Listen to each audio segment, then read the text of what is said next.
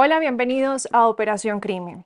El asesinato de Jesús Hernando Sánchez, un reconocido esmeraldero colombiano, ocurrido el 6 de abril de 2025 en Bogotá, cuando fue ultimado por un francotirador en un exclusivo conjunto residencial en Usaquén. Este crimen sigue un patrón similar al asesinato de otro esmeraldero, Juan Sebastián Aguilar, en agosto de 2024, que también fue ejecutado por un francotirador experto desde una ubicación estratégica. Hoy nos acompaña Esteban Marín, consultor de la firma Clock. Es un placer tenerlo en el programa y también bienvenido pues, al doctor Belisario, que siempre está acá. Doctor Belisario, ¿qué relación tiene el crimen con la guerra de poder entre esmeralderos? Bueno, Valentina, bueno, en primer lugar le quiero dar la bienvenida a Carlos Esteban, Sí, o gracias. sea, que me trae unos magníficos recuerdos porque nos conocimos desde la época del DAS, uno de los hombres que trabajó en el tema táctico en la institución y que más conoció sobre eso, por eso tenemos un invitado de lujo. No, muchas gracias. Estamos hablando, incluso yo me vine ambientado para la situación, ¿sí? Y recibí una muy buena lección de Carlos Esteban y me dice, Doc, de bajo perfil. Porque uno piensa hollywoodescamente, ¿sí? Que el francotirador necesita tener necesariamente, así como en las películas de Sniper, de francotirador, que hay como 5 versiones ya, ciertas características de vestimenta. Y no, fíjense que puede ser un bajo perfil y eso resultar ser incluso más letal. Y sobre eso precisamente vamos a hablar. Entonces, ¿de qué estamos hablando, Valentina? Básicamente de una organización que tiene bastante contexto, lamentablemente, y relación con la criminalidad. Decíamos hace un momento aquí detrás de cámaras que es una organización de tipo mafioso, donde hay unos zares o unos cabecillas por lo general por ciertas familias que lo gobiernan y que por mantener ese poderío y ese control territorial de las minas de Esmeralda, pues son susceptibles a cruzar hacia el campo criminal. Ok, Esteban, pues como te estábamos diciendo, bienvenido. ¿Cuál es el impacto social de estos asesinatos en silencio? Bueno, el impacto es interesantísimo porque es una cuestión muy cinematográfica, ¿no? O sea, a nivel, digamos, de la población general causa impacto porque no es común que un francotirador se dedique a realizar una tarea de este tipo, que es prácticamente un asesinato por encargo. Entonces, por un lado es bastante cinematográfico y por el otro le da cierto tipo de mística. Entonces, se podría decir que de cierta manera enaltece la función social. Entonces, es una cosa el sicario que llega con un revólver a justiciar a alguien a 20, 30 centímetros y otra muy diferente hablar de un francotirador porque ya te imaginas el tipo que viene con un maletín, con un rifle, tiene entrenamiento, el hombre quizás su último trabajo fue en Italia, entonces le da como una cuestión bastante, digamos, cinematográfica y mística, entonces es importante. Y por otro lado, el impacto, digamos, a nivel de estas organizaciones o incluso en el medio general es bastante preocupante. O sea, sube muchísimo la vara en temas de autoprotección, en temas de protección personal, seguridad de instalaciones. Entonces es algo que hay que detallar, yo creo que a medida que sigamos hablando del tema. Ok, ¿qué tan común es el uso de francotiradores en asesinatos por encargo en Colombia? Muy bien, son poco comunes, la verdad, son homicidios muy poco comunes. Por desgracia, la utilización de francotiradores en organizaciones criminales y terroristas no es nueva. Es muy popular que la guerrilla o hoy en día grupos, organizaciones narcoterroristas como el Cartel del Golfo los utilicen, pero la gran diferencia que tienen estos tipos de tiradores es que no tienen, digamos, la selección tan especial que tiene un francotirador que hace parte de una organización institucional. El francotirador, digamos, de estas organizaciones ilegales, terroristas, básicamente es un homicida de oportunidad. Es decir, que si está apostado en algún sitio, está oculto, tiene un rifle, que quizás ni siquiera sea francotirador, sino que tenga una ayuda óptica que le permita hacer un disparo un poco mejor, y ve que sale un pobre niño que está prestando servicio militar, tiene su uniforme, su casco y su fusil, le va a disparar. A él no le importa el coronel, no le importa el mayor, sino le importa generar un impacto, digamos, mediático en el que siga que si es un francotirador de la guerrilla o de una organización delictiva, para hacer creer que son ya una fuerza especializada. Pero en la gran mayoría de los casos, pues, por desgracia, muy comunes, como digo, no son tan selectivos como un homicidio por encargo o una operación ya institucional. Ujú. Mira, Valentina, que en lo que nos está mencionando Carlos Esteban, hay algo muy interesante. Está diferenciando francotiradores que son formados, porque tienen en realidad, y ahorita seguramente Carlos va a ampliar eso, que son Ujú. formados en instituciones de gobierno, ¿sí? Llámese a nivel táctico en policía, en fuerzas militares, ¿m?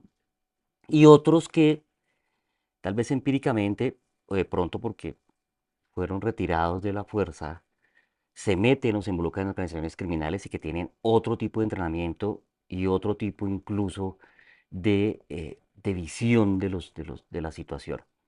Y mi pregunta es, más o menos, ¿cuánto tarda la formación de un francotirador? Bien, muy buena pregunta. La formación de un francotirador varía muchísimo según, digamos, el país donde se ejerza esa instrucción. Pero podríamos decir que, digamos, la escuela de tiro avanzado en Colombia o de tiradores de alta precisión es muy exigente y fácilmente puede estar durando unas 14 semanas, alrededor de unos 3 meses.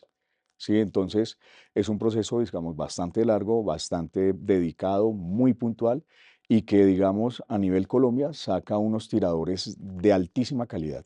O sea, es decir, con un nivel de letalidad supremamente eficiente y lo que hace es que obviamente sea un arma estratégica, digamos, al nivel de fuerzas militares, ¿sí? O policiales o en otras instituciones.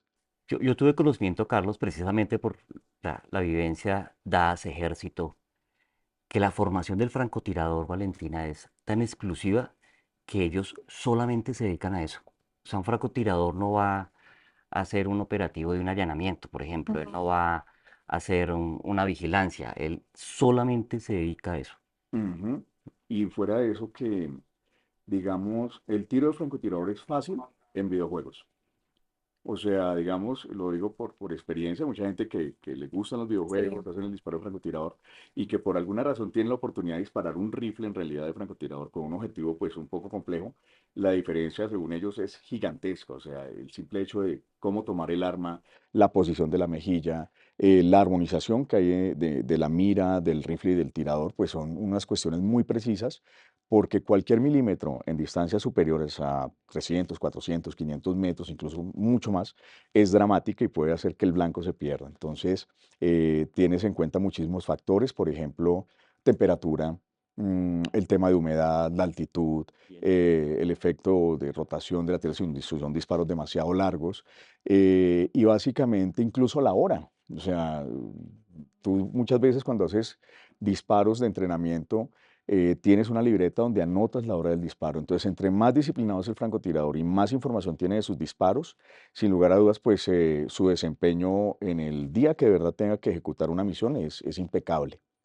Por lo que pues habíamos tocado de que un francotirador es un elemento, un elemento estratégico, es un arma muy, muy, muy, muy puntual que en la larga va a tener muchas veces solo una oportunidad. Y si la desperdicia, pues quién sabe cuándo vuelva a tener otra. Entonces es una situación, digamos, es una religión, se podría decir. Sí, es una religión y es una logia bastante cerrada que pues prepondera, digamos, apoyando a sus unidades militares. Ujú. ¿Qué estructuras criminales han utilizado esta modalidad en el pasado? Básicamente, como te decía, las estructuras criminales digamos, han utilizado más este tipo, se podría decir, de francotiradores, entre comillas, son las organizaciones terroristas. Llámese guerrilla, hoy en día Cartel del Golfo, pero pues como redundábamos en esta, digamos, exposición, no son unos tiradores selectivos, es decir, no son unos tiradores que tengan un objetivo puntual. Quizás uno que otro lo haya tenido, pero básicamente ellos son de oportunidad. Es decir, que el tema varía enormemente cuando tienes la oportunidad de dispararle a un joven, un soldado, o a un cabo o a un militar X que no sabes qué rango tienen y qué tan importante es en esa zona de injerencia y dispararle. A diferencia de un francotirador institucional que tiene un objetivo puntual, que no puede fallar y que tiene que esperar a ese objetivo quién sabe cuánto tiempo. Sí, o sea, porque eso también es importantísimo. La información de inteligencia es vital en este tipo de misiones y redunda en el tiempo de espera que vas a tener que necesitar para ejecutar un disparo bueno, sí, un hit. Vamos a pasar en este momento entonces al modus operandi. Doctor Belisario, ¿qué elementos del caso permiten afirmar que un francotirador es profesional? Pues mira, Valentina, como bien nos lo ha explicado Carlos Esteban, digamos que hay una planeación, ¿sí? Se busca a alguien bastante especializado. Hay un tema dentro del modus operandi y es lo silencioso de la situación, donde también juega un papel muy importante la distancia donde se ubica el francotirador, el hecho de no dejar evidencia en la escena, y sobre eso ha habido bastantes mitos que supuestamente desde el sitio donde se hizo el disparo se encontraron algunos elementos, que cartones, que no sé, tal vez las botellas de agua que tenía para hidratarse. Pues un francotirador profesional no va a dejar eso precisamente en la escena. ¿Qué hay en el cuerpo de la víctima? Pues la ojiva está la evidencia que posiblemente nos va a decir con qué tipo de arma, y en eso pues el experto es Carlos Esteban, no pudo haberse ejecutado ese disparo. No hay mucha evidencia, precisamente por el profesionalismo, la precisión y todo lo que implica planear en modalidad de francotirador un video como este. Y aún no se sabe qué tipo de arma fue. Probablemente ¿Qué no. información hay? Lo más cercano que se podría saber en este momento, según las investigaciones, si no se cuenta con información, digamos, de inteligencia dentro de estas organizaciones criminales, es decir, una fuente humana que esté diciendo, uso tal rifle, eh, queda muy complejo porque escasamente podrás llegar a saber es de qué calibre se trata. Por ejemplo, si es un calibre corriente en disparos de francotirador, que es un 7.62, ¿cierto?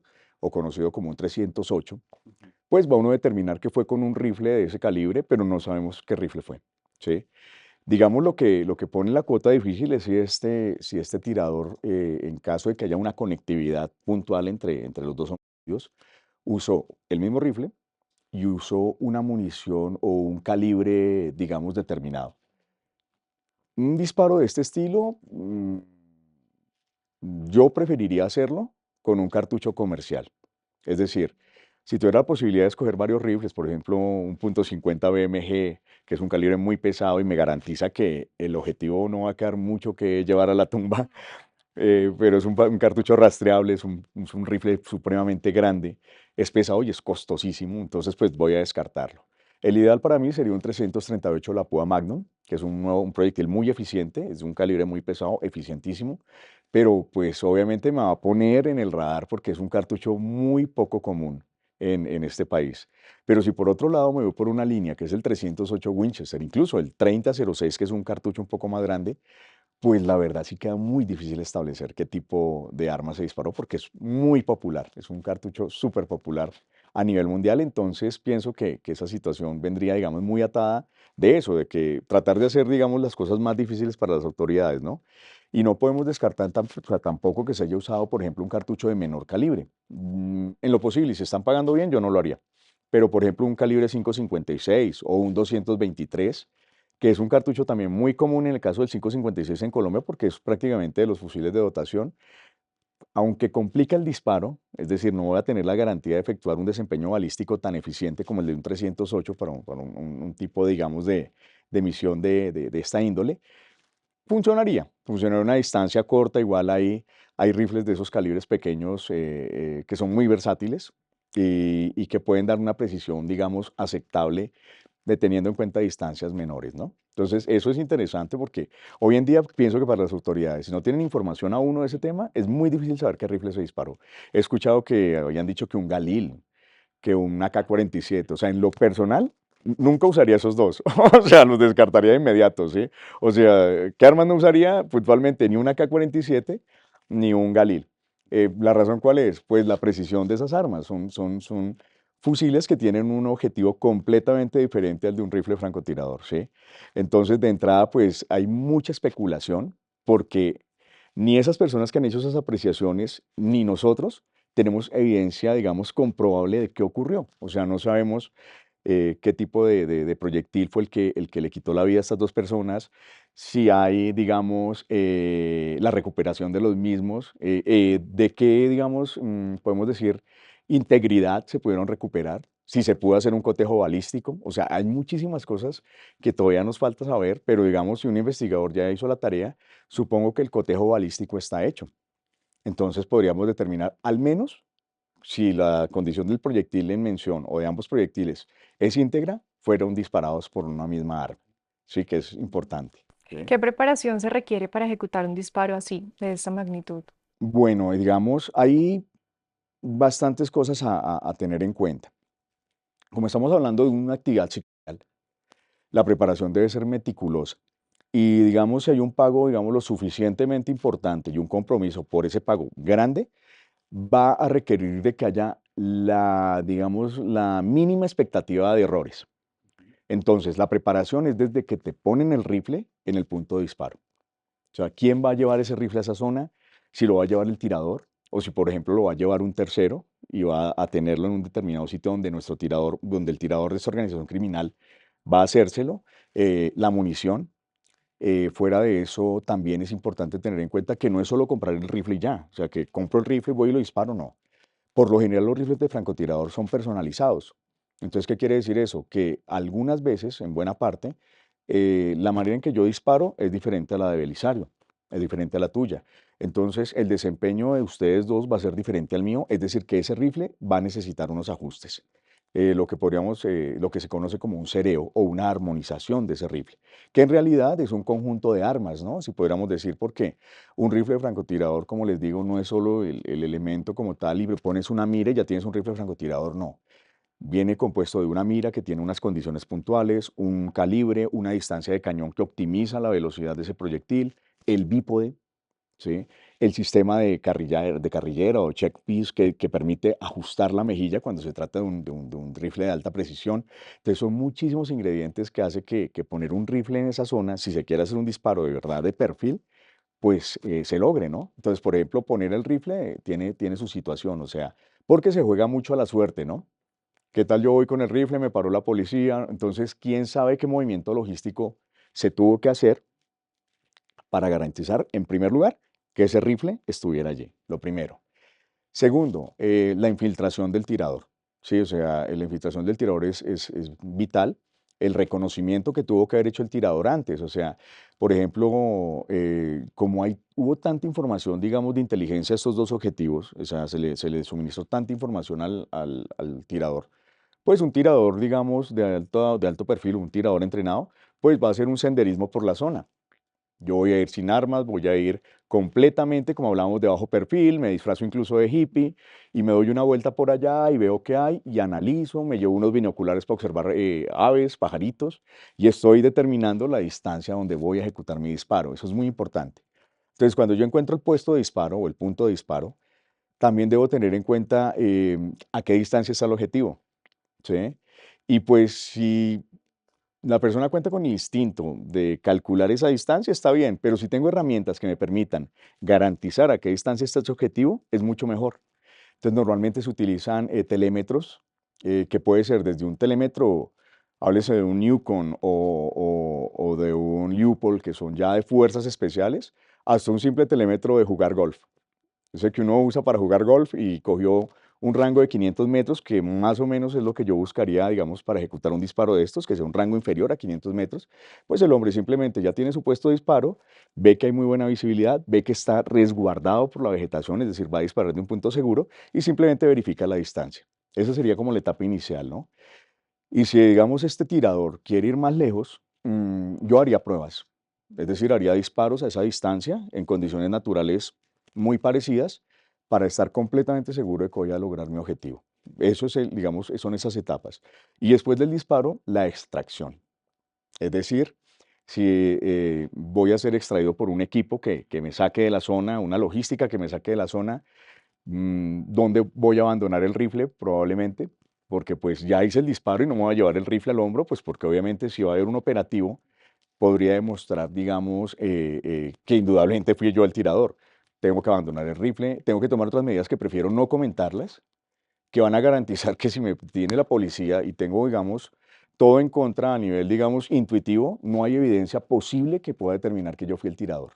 Eso también es importante. O sea, lo que haría, digamos, alguien de un perfil profesional. Entonces se tomarían unas medidas adicionales que pues prefiero no comentar. ¿Para qué? Para librarme completamente de esa responsabilidad. ¿Sí? Eso sería lo otro. Entonces ahí ya determinaríamos cómo salir. Por ejemplo, hay información seguido a esa hora, ese espacio, hubo una persona que salió de la zona a caballo. Entonces me hace interesante tener en cuenta, digamos, ese medio de transporte.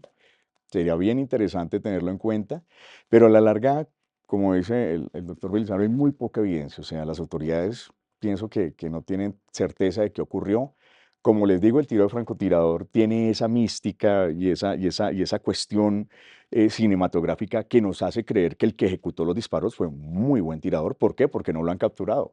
No hay evidencia, no hay fuentes humanas que todavía sepamos que fue fulano, fue sutano, o sea, no sabemos de quién se trata hasta la fecha. Entonces, sube mucho la vara en temas de protección. Fuera de eso, de cómo se vulneró también los escoltas de estos dos objetivos, ¿no? Entonces, hubo una inversión de dinero enorme en seguridad, en vehículos blindados, que fue simplemente resuelta con un solo disparo. O sea, batió todos los filtros de seguridad. Entonces, obliga al medio en general, no solo de estas organizaciones, sino también de políticos y de demás gente, pues que tienen que tomar medidas y contramedidas para empezar a evaluar qué pueden hacer para evitar un nuevo ataque y pues tratar de buscar, digamos, una solución, como les digo, no solo o sea, en estas organizaciones, no solo, sino en organizaciones legítimas, ¿no? Institucionales, decir, bueno, hay que tener cuidado porque se nos está especializando la cuestión.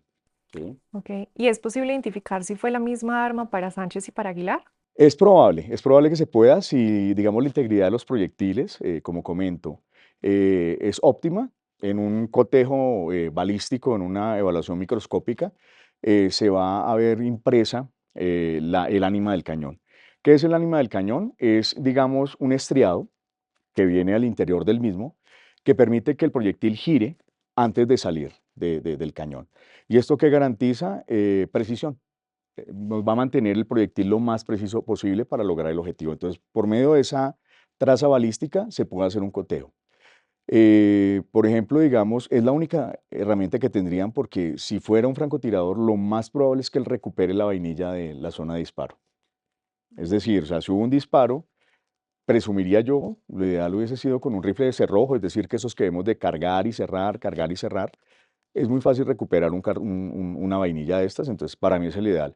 En un semiautomático, que es ese que nos bota la vainilla de lado, es un poco más difícil. Entonces habría que tener en cuenta eso también para evitar dejar el menor rastro posible. Pero sí es probable determinar si se hizo el trabajo con dos rifles diferentes o con uno para las dos operaciones. Es sencillo desde que se cuente con la integridad de los proyectiles, que probablemente deben estar en manos de las autoridades. Ok. ¿Cuáles son los errores más comunes que comete un francotirador?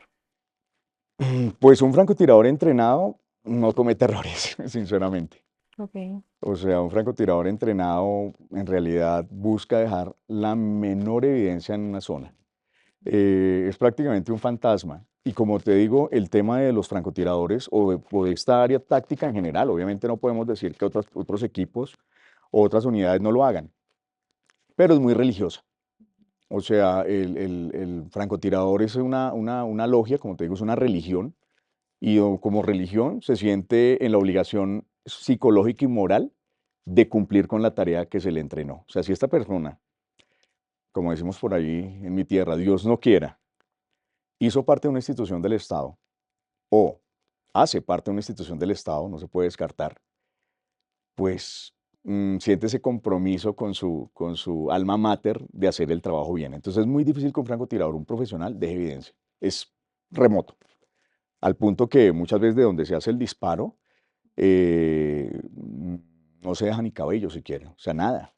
O sea, se vuelve a peinar la zona, la vegetación se reajusta, el procedimiento de extracción o de salida del punto de disparo es intrincado para dificultar el rastreo. Como les digo, hay muchísimos ingredientes, que pues es preferible no hablar de ellos, que pueden, pues pudiera decir, invisibilizar a ese tirador, o sea, volverlo invisible. Entonces pienso que si el tirador como tal es profesional, muy complicado que cometa errores. O sea, la verdad es difícil y pues la evidencia, digamos, abierta que tenemos, o sea, no podríamos decir evidencia, obviamente que no lo siento por el término, sino la información abierta que tenemos, pues demuestra de que este tirador o estos tiradores hicieron un buen trabajo porque pues no hay mayor información, ¿no?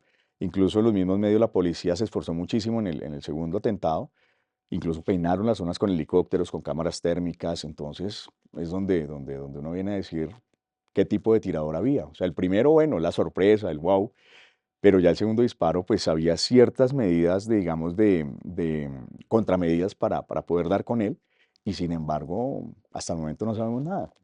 Mira, Valentina, todo lo que estamos aprendiendo, ¿no? Sí. Es magnífico y quien seguramente nos escucha y nos ve. Y, y vienen varias cosas. La primera, sí, estamos hablando aquí de un crimen cometido por alguien de alto nivel en su especialidad, que no es el sicario convencional, que precisamente por eso que menciona Carlos pertenece a un grupo muy reducido, especializado, que tiene esa conciencia forense, como hemos hablado en otros Ujú. programas, de no dejar evidencia, de que esa evidencia no quede Ujú. en la escena y que quede lo menos posible, incluso hasta en el cuerpo de la víctima puede ocurrir así, y que precisamente dificulta la identificación, la investigación y finalmente la resolución del caso. Y Carlos ha dicho algo muy, muy importante y es, ayer, antier, fueron dos cabecillas o jefes de estructuras de las Esmeraldas. Mm. En un escenario próximo puede ser cualquiera, Cualquiera. Ujú, político, empresario, alto mando militar, quien sea. ujú. Ya acaban de mostrar en dos oportunidades que es posible hacerlo pese a las medidas de seguridad que la gente o la persona, el protegido, siente o crea tener. Entonces sí es un llamado como a Sí. alertar de escenarios futuros o posibles, ¿no? Ok. Totalmente. Esteban, más o menos cuánto puede costar una de esta magnitud. Bueno, ahí sí hay un precio ¿O qué que números se le pide pone? y el que, sabes, como ciertas Ahí cosas, podemos ¿no? especular. Especular Sí. Sí, muchísimo porque, sí. por ejemplo, digamos, si tengo algo, Y que también nos escriban en los comentarios más o claro, menos sí, o cuánto. sea, básicamente yo ¿Cuánto digo que, creen? digamos, sí, o sea, hay dos tipos de negocios, o sea, de transacciones comerciales. ¿Cuánto dinero está dispuesto a pagar por lo que quiere y cuánto está dispuesto a dar por lo que le paguen, ¿no? Sin embargo, pues, digamos, hablando desde mi punto de vista, desde, digamos, de mi percepción personal, normalmente un francotirador es una persona que tiene buen perfil. ¿Qué quiere decir eso? Pues es una persona que tiene sus comodidades, tiene una vida, digamos, holgada. Fuera de eso, es una persona con una vida un poco más sana o sana en comparación de un sitio. Ujú, Entonces es una persona que tiene disciplina ujú. y tiene incluso un prestigio social, ¿no? O sea, un francotirador, si estamos hablando del tipo de francotirador que estamos perfilando, que es un francotirador entrenado en alguna institución de gobierno, dígase pues nacional o internacional, pues tiene un reconocimiento social importante, o sea, de su círculo, se le admira, se le aprecia, tiene, digamos, un historial evidente.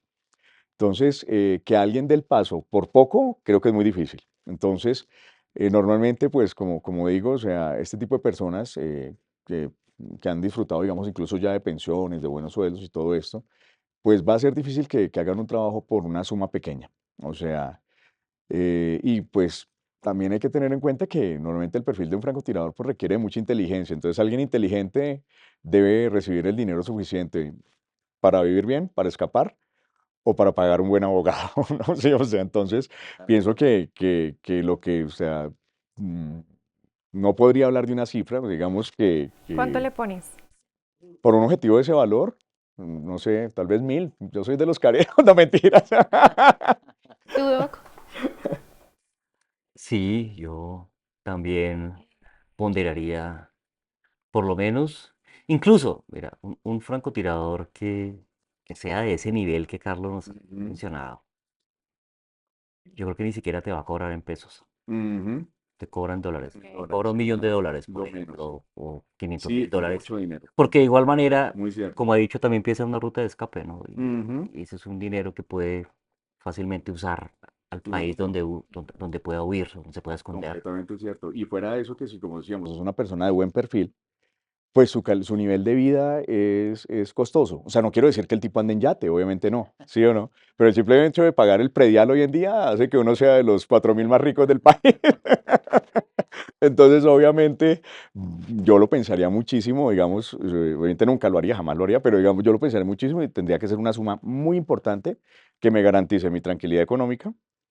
Fuera de eso, si la cosa se complica, una salida, digamos, eficaz del país, incluso tener el dinero, la solvencia para buscar otra identificación, o si en el peor de los casos soy capturado, una buena defensa. O sea, entonces pienso que el que lo haga por menos de una suma, hablemos de, o sea, estoy divagando, estoy inventando esto, no, no puede, pero unos 500 millones está cometiendo un error. Sí, porque es un objetivo de altísimo valor, un objetivo que mueve muchísimo dinero, que es, digamos, un eslabón importantísimo en una organización de la que estamos hablando. Entonces, fuera de eso, voy a adquirir un compromiso enorme porque donde yo llegue a fallar, ¿cómo resuelvo esa situación? O sea, ¿qué digo? ¿Qué tiempo pido? O sea, voy a estar literal en la boca del lobo, entonces tengo que establecer muy bien eso y pues obviamente, digamos, en ese cobro mm, también habría que redirigir los recursos para la ejecución de la misión, lo que llamamos la logística. Entonces, obviamente tendría que cobrar un dinero, tener la planificación, porque es que o sea, nosotros tenemos una frase es que si algo tiene que quedar bien, tengo que hacerlo yo. Entonces, entre menos personas estén en ese proceso, mejor va a quedar el trabajo. Y eso requiere dinero.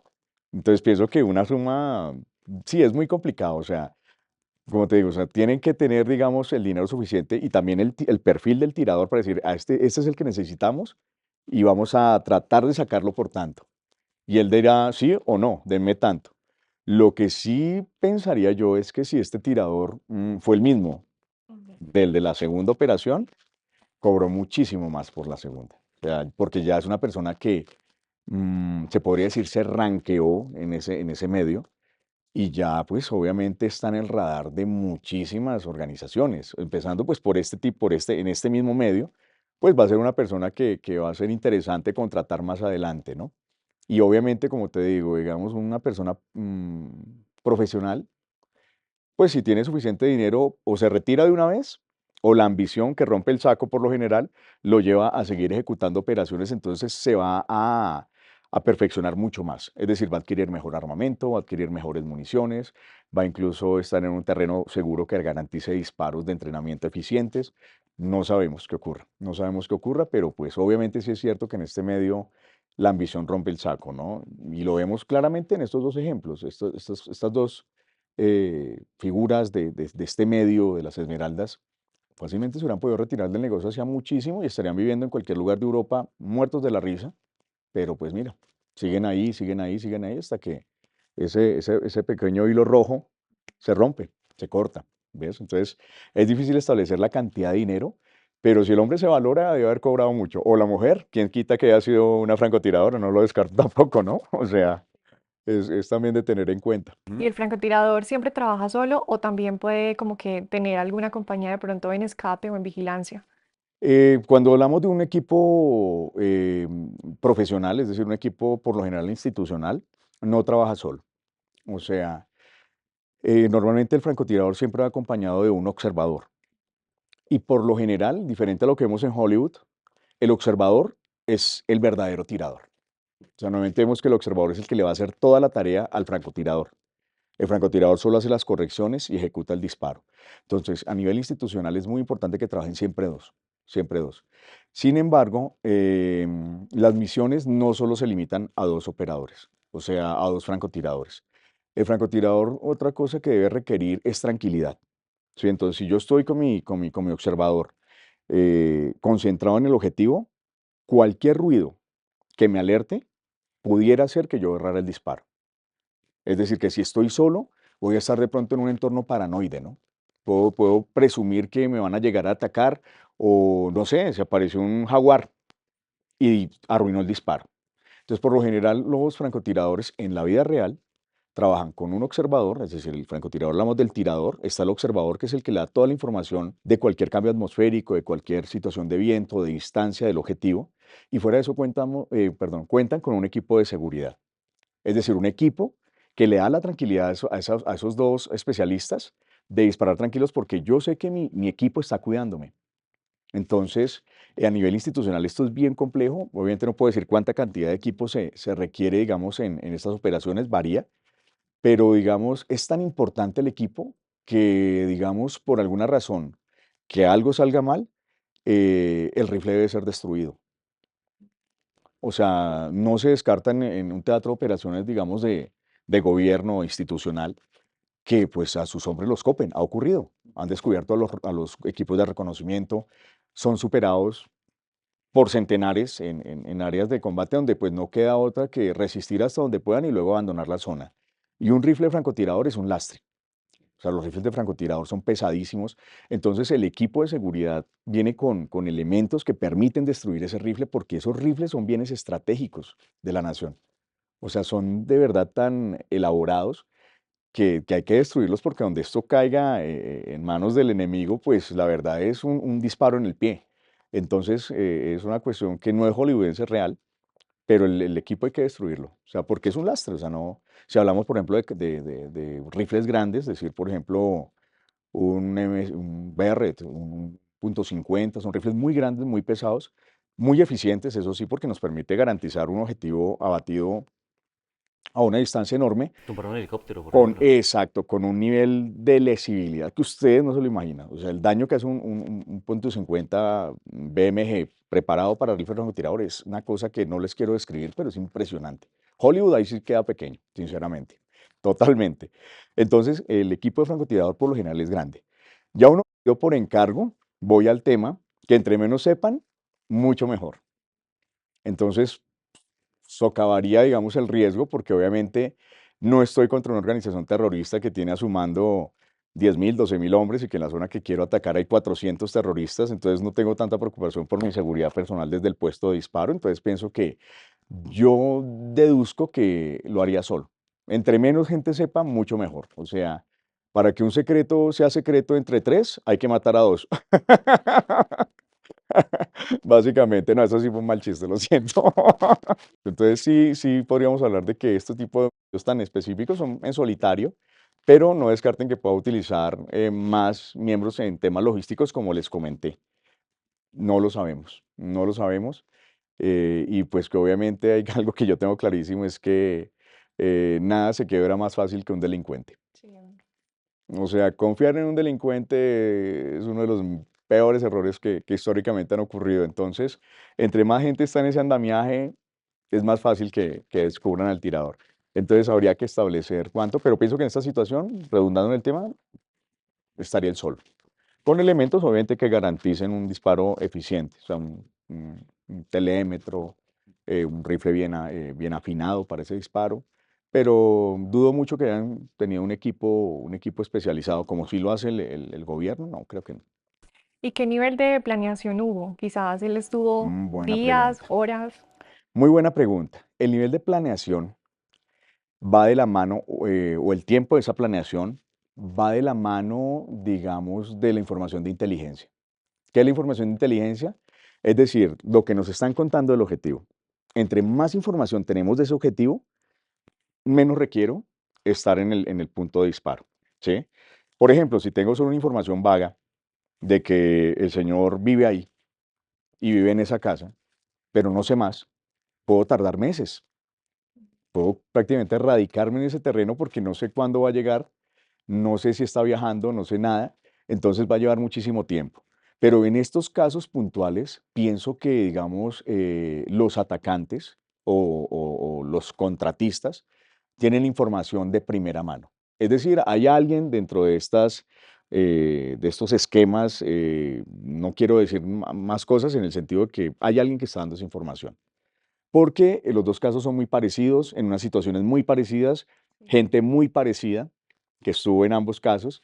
Entonces me permite entender de que fue una información a uno, es decir, una llamada de celular, un mensaje de texto, ahí está el hombre, prepárese. Entonces solo necesitas prepararte y ya estar listo. Entonces la demora que sería estar en el punto de disparo, tener el arma lista y esperar. Entonces, por lo que yo creería, en este caso fue algo muy puntual, fue una información directa, un mensaje o una señal radial o satelital, maestro, ya está el hombre ahí, prepárese. O ya va el hombre para allá. Ya vamos, estamos a 10 cuadras o estamos a 20 minutos, media hora. Entonces, él tuvo toda la tranquilidad y todo el tiempo para poder determinar cuándo realizar el disparo, que es lo que creería yo, porque son, digamos, dos golpes, se podría decir, muy precisos. O sea, Fue muy eficiente. Entonces hubo muchísima información de por medio, sin lugar a dudas, que hace que el trabajo se facilite en el sentido de estar menos tiempo en el lugar, menos tiempo esperando, porque pues obviamente, como les digo, el francotirador como tal es un conjunto de armas, ¿sí? O sea, no solo es el rifle, es la mira, es el bípode, es la culata, la empuñadura, es el tirador y es la paciencia de ese tirador también, ¿no? La paciencia que tiene para quedarse horas esperando, observando a través de la mira, luchar contra el agotamiento, la deshidratación, el sueño. Entonces, es una cuestión que, sin lugar a dudas, determina en buena parte el acceso a la inteligencia que tiene esta persona respecto al tiempo que va a invertir en eso. Pero yo creería que tenía muy buena información, entonces el tiempo que preparó el disparo como tal no fue mucho. O sea, no fue mucho, creería yo. Ujú. Doctor Belisario, conclusiones de este caso. Pues Valentina, mira, pues, la primera es que no pudimos invitar a alguien más experto que él. O sea, Gracias. la No, hay forma como nos muchísimos más ha expertos. ilustrado, no, pero la manera como nos ha ilustrado Carlos ha sido magnífica. Y, y yo creo que ya hemos mencionado de pronto el riesgo, los escenarios posibles, ¿sí? Y es, eh, estamos en unos niveles especializados de criminalidad, ¿sí? Que no podemos llamar convencional, esto no funciona. ¿No? Por todo lo que Carlos mencionó y nos enseñó hoy. Es alguien disciplinado, es alguien que tiene cierto rango, que tiene una formación muy específica, que consigue un armamento que no es común, que tiene unos objetivos y unos blancos de alto valor. Y ahí es donde va precisamente el mensaje, ¿no? Que puede haber otros blancos Lamentablemente. de alto valor, de organizaciones criminales, de la política, de la vida nacional, en fin. Debemos tomar conciencia de esta situación y empezar a trabajar para prevenir, detectar y neutralizar, que es básicamente a Ujú. lo que uno está Los pilares. llamado, exactamente los pilares. Ujú, correcto. Doctor Belisario, gracias y gracias Con Esteban por haber muchísimo aceptado gusto. nuestra No, a ustedes invitación. por haberme invitado, de verdad. Muchísimas gracias. Soy Carlos Esteban Marín, soy consultor externo de la firma Glock en Colombia. También represento a la empresa Tactical, que se encarga de suministrar y facilitar elementos para actividades en sector gobierno y sector privado también. Yo soy Valentina Estupiñán. Yo, Belisario Balbuena, Para más contenido exclusivo, síganos en todas nuestras plataformas digitales. esto es Operación Crimen. Hasta el próximo capítulo.